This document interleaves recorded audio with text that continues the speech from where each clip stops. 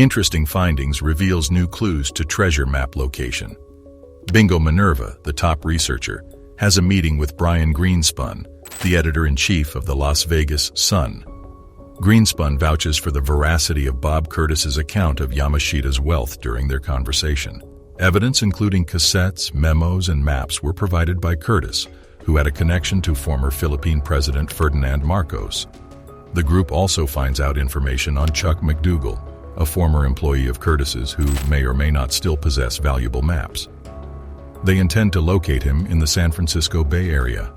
The team conveys their optimism that McDougal might be the answer to their prayers in terms of locating the long-lost wealth, as they find new clues to treasure map location. Bingo Minerva, the top researcher, sits down with Brian Greenspun, the editor-in-chief of the Las Vegas Sun, to talk about Robert Curtis and how he is related to Yamashita's treasure. Greenspun remembers meeting Curtis in the 1970s and being fascinated by his tale of a lost treasure. Greenspun was a geologist. Curtis was concerned about his life and wanted his narrative to be relayed in a way that was believed by others. Greenspun's initial reaction to Curtis's account was one of skepticism. However, after viewing evidence such as tapes, notes, and maps, he came to believe that Curtis was telling the truth.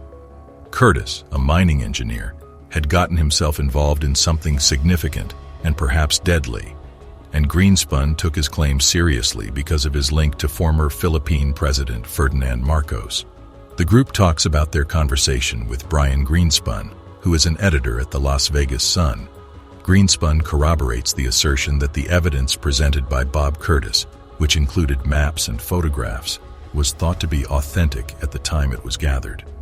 Chuck McDougal, who was working with Curtis on the Fort Santiago location, has been brought to the attention of the crew. They come across a news clip in which McDougal is heard discussing the treasure and mentions engineering drawings and maps.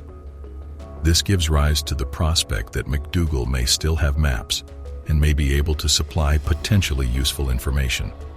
The group has it in their sights to find him in the San Francisco Bay Area. The group also discusses the significance of locating an important person by the name of Chuck McDougal, who may be in possession of essential knowledge that could lead to the location of the buried wealth. The narrator expresses the hope that Chuck McDougal might be the key to discovering the secret location of the hidden gold. To be able to persevere through the never-ending challenges that come with being a treasure hunter, you need to have a certain kind of personality.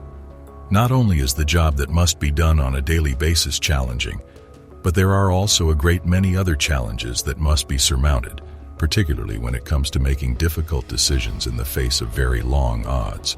Due to this factor, it is virtually inevitable that the treasure hunters on any given buried treasure reality show will be unsuccessful in their efforts. Despite the fact that this success rate was already known beforehand, it is nonetheless interesting to follow the trip of the searcher and any history that is discovered along the way. Team lead John Casey is searching for the buried wealth of General Yamashita Tomoyuki on the island of Luzon in the Philippines.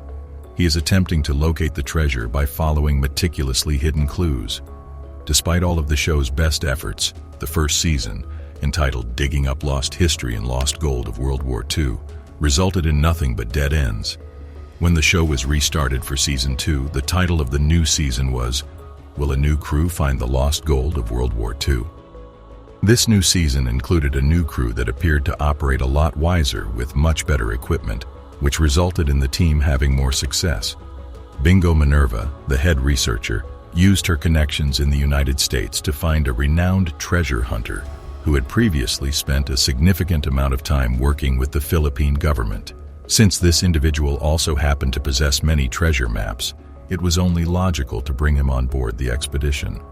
Because of his expertise, the group was able to make an informed decision about where to dig by combining it with data from NMR scans, seismic scans, and surveys. As a result, they dug in the appropriate location.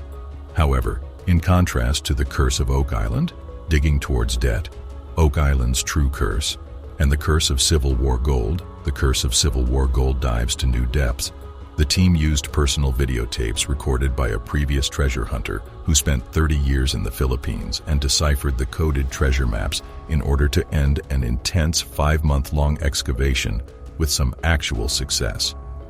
They finally found a void area after spending several weeks drilling through the side of a mountain with a horizontal drill while working beneath a waterfall that was 300 feet deep. The space has the potential to be a treasure chamber. Using a snake camera, they spotted what appeared to be crates of ammo. Do the crates contain any valuables? How exactly do they plan to retrieve them? And will the authorities truly let the team keep whatever they might find during their investigation? When the team begins to get excited about their discovery, they are suddenly startled by a second chopper that appears to be following them and spying on them. This happens like clockwork. Everyone is on edge as a result of this, in addition to the unannounced safety inspectors who took plenty of images of the team's progress and the various cautions that others have given, as the level of danger appears to have significantly grown. Because of this unwelcome attention, there is now a sense of urgency to retrieve the treasure as swiftly as possible. When looking at the findings of this research as a whole, it can be seen that the team did in fact work better together, which resulted in an exciting cliffhanger. It is fascinating to discover the nitty-gritty specifics of the Pacific Theater, and it is astounding to find out that there are still certain mysteries out there that have not been answered, such as the locations of the valuables that were seized by the Japanese forces during World War II. Casey and the rest of his team make the decision to split and conquer Siargao Island very soon, because it is remote and away from any prying eyes. When the team discovers that one of their maps is unique and may have never been reproduced, they realize that every detail, no matter how insignificant, is essential to achieving their ultimate objective. A distinctive activity practiced by the Filipinos is the never-ending search for the fabled gold of General Yamashita. Amateur treasure seekers can be found practically everywhere in the United States. They can be found excavating houseposts, peering under flagpoles, or exploring tunnels in the hopes of making a fortune. If you ask any Filipino, they would weave you a good narrative about an uncle or a friend of a friend who was sure that they knew exactly where X marked the site, even if they had no way of verifying their claim. Be sure to subscribe and turn on post notification for more thrilling findings. The story goes that during World War II, the Japanese stole millions of dollars worth of war bullion from the territories they held. This is according to the legend. It was decided that the Philippines would be the best spot to bury the riches since the Japanese headquarters under General Yamashita believed that the Philippines would never again fall under enemy control. At the end of the war, however, Allied and Filipino soldiers forced the Imperial Army into a hasty retreat, which resulted in Yamashita's gold being left behind in a number of sites that are currently unknown. There has always been an opportunity for robbery and plundering whenever there is instability caused by war. This was notably true during World War II, when many pieces of priceless art, artifacts, and other wealth were destroyed and transported away from both Europe and the Asia-Pacific region. The Nazis in particular were responsible for the systematic theft of cultural property from private residences, royal palaces, and museums. Some of this loot was intended to assist Adolf Hitler in the construction of his proposed Führer Museum, but other forces also carted away their own loot. After the war was over, tales of genuine and imagined missing wealth began to mingle together, particularly in regards to rumors of stolen Nazi gold. Treasure seekers have been driven to search for all of the items on this list. Nevertheless, some of the items on this list are more verifiable than others. New findings leaves researchers stunned. Breach 6 is the key to finding treasure. The group gets updated with fresh information regarding the possible worth of Yamashita's gold and discusses a region of interest known as Breach 6 in this phase of the mission. They gather information using a drone equipped with a magnetometer and decide to begin digging in the vicinity of an anomaly that indicates the presence of a tunnel. In spite of the challenges presented by the unstable soil, they were able to create a reinforced steel shaft and locate a concrete slab, which may have been the beginning of a tunnel. As they are ready to break through the concrete and maybe unearth the long-lost treasure, their level of excitement continues to rise. They also think that Breach 6 is the key to finding treasure. The explorer John Casey and his crew are updated by the researcher Bingo Minerva with new information regarding the potential value of Yamashita's gold. Estimates suggest that there may still be treasure in the mountains that is worth tens of billions or maybe hundreds of billions of dollars. According to the findings of Bingo's inquiry, the treasure may not only consist of gold, but also of diamonds, gems, and coins that are hidden beneath burlap sacks and crates. Bingo's investigation found that these items may be found among the treasure. Another topic that is brought up for discussion among the squad is Breach 6, which was an area of interest that Colonel Corey and his crew had previously examined. The fact that there are scary stories about previous treasure hunters becoming ill or dying in the area adds to the dangers that are linked with going there. The group has come to the opinion that the best approach to evaluate the issue is to send out a drone equipped with a magnetometer to gather information and discover a dig site that is both safe and accurate. This conclusion was reached after the group came to the conclusion that the best way to analyze the issue was to send out a drone equipped with a magnetometer. The team conducting the research finds 3 anomalies in the area, and they believe those anomalies hint to the existence of a tunnel. They are confident that they are sitting on top of a significant discovery, and as a result, they choose to conduct their excavation in the region that is immediately adjacent to the more significant anomaly.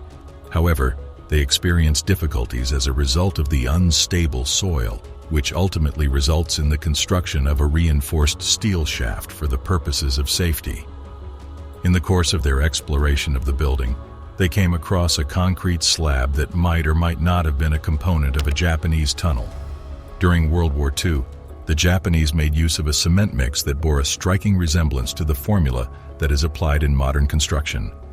Their level of excitement keeps rising as they get set to burst through the concrete and possibly find the long-lost treasure. They have been looking for it for a long time. After finishing all of the required steps, the party went into a corner and tried to get into the area where the treasure was hidden.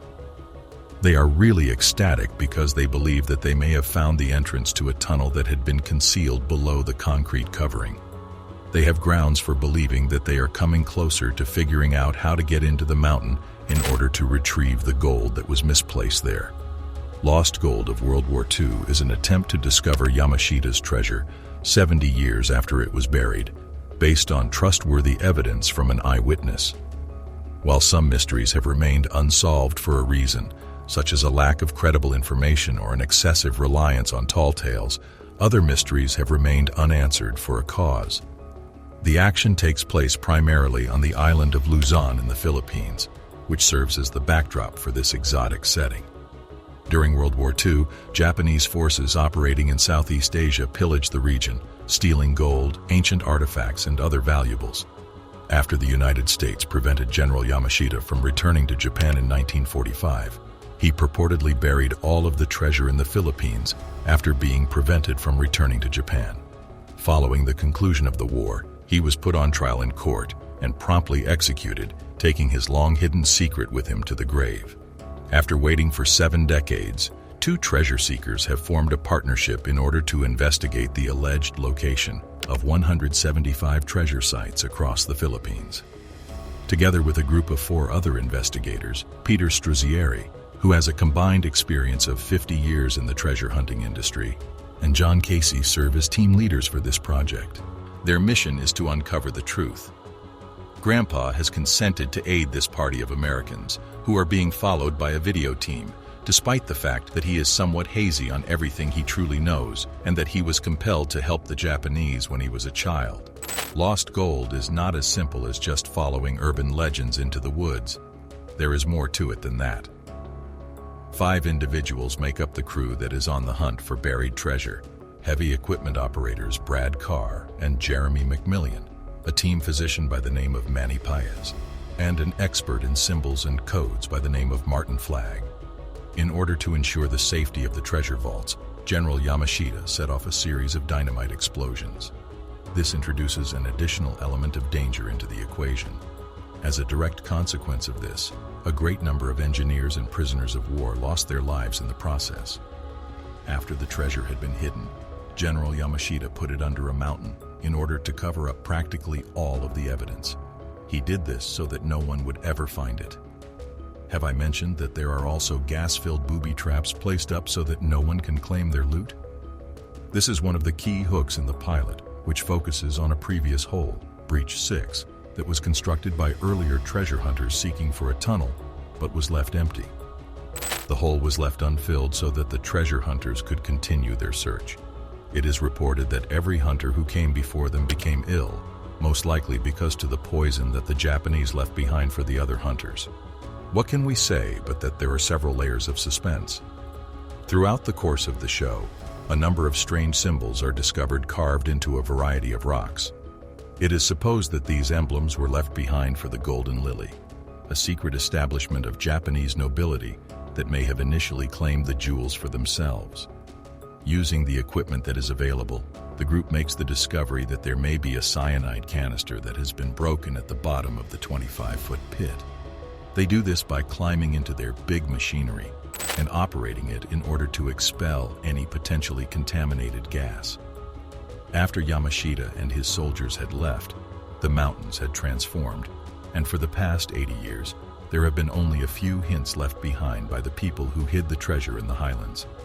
One of them has a pyramidal structure and hard imprints on the hand, which are both things that cannot be formed by nature and can only be made by humans. The pyramidal structure may be able to direct the team to the tunnels that Yamashita's men constructed. Don't forget to subscribe and turn on post notification for more interesting findings about this treasure. Breach 6 is the product of the labor put in by those who excavated for this treasure in the past. Up until the current day, a number of teams have been searching for gold and artifacts. Breach the 6th of May provide leads and clues, but it also may provide risks because some of the Yamashita army may have abandoned their traps. A shard of the shattered glass bottle may be seen on the screen of one of the team's cameras in Breach 6. It is assumed to be a bottle of cyanide due to the fact that Japanese soldiers are believed to have left it for Allied forces to use as poison as they searched for gold. Is this bottle supposed to represent one of the many booby traps that would eventually lead the team to the treasure? Imelda Marcos asserted, without providing any evidence to support her assertion, in 1992, that the majority of Ferdinand Marcos's fortune came from Yamashita's gold holdings. The search for treasure places is being carried out by a large number of individuals and groups from both the Philippines and other countries. It has been alleged that treasure hunters have been responsible for a number of accidental fatalities, injuries, and financial losses. Research team finally makes breakthrough in treasure discovery. Click on the next video to find out more now.